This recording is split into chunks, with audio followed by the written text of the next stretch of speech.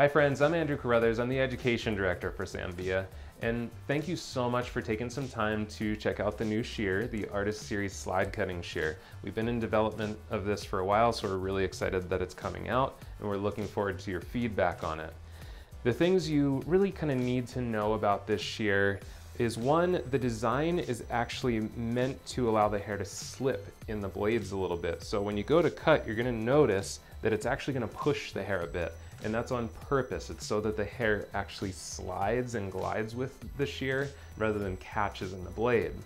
The other thing is if you've never used any of our other shears before, you're gonna notice that the handle has a really interesting shape to it. It has this forward set thumb to it. And the whole purpose of that is ergonomics. It's so that we have lots of different cutting positions while keeping the arm in a very relaxed position.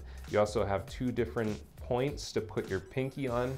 So you have lots of ranges of different positions to be able to use the shear in a very comfortable way.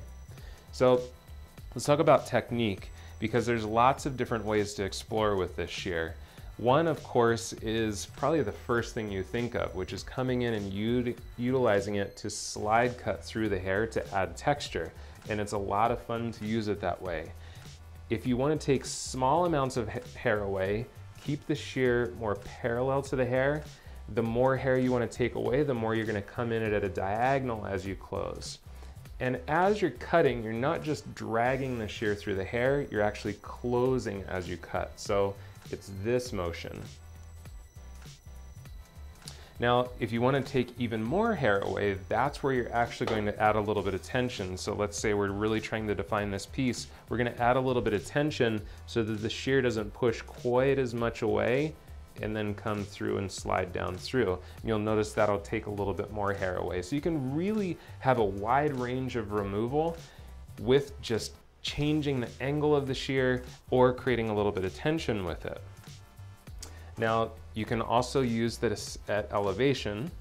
So you could come through and add some elevation here, which will increase the softness, come through, and again, use it to slide through and remove hair. Now, one of the ways that I didn't think to use this originally when we were first playing with it, and Sam actually brought to my attention, is actually as a point cutting shear, which is kind of cool. So let's say you're point cutting some layers on the upper surface that you really want to keep loose. With a traditional shear, when I come in and point cut that, I'm going to have pretty defined lines there. With this, as I point cut, because the blade allows a little bit of push with each cut, you actually kind of purposely miss a tiny bit, and it creates a super, super soft texture. So I can come through and make pretty big cuts, but it's never going to leave hard defined lines. So it works as a point cutting shear as well. Now, one of the trends that we know is really strong right now is, of course, that really highly textured lob sort of feel, or now we're also getting into the shags. And this is a great tool for really separating this out. So I just pre-waved this area through here so that we could talk about that. So really one of the features that we see, in a lot of you are doing these types of haircuts, so we're watching your work. One of the features we're seeing is that it's very light and soft. So maybe the first thing we would do is come through and keep the shear very parallel and just remove some weight from it. Not necessarily looking to define anything yet, just taking some weight out of it.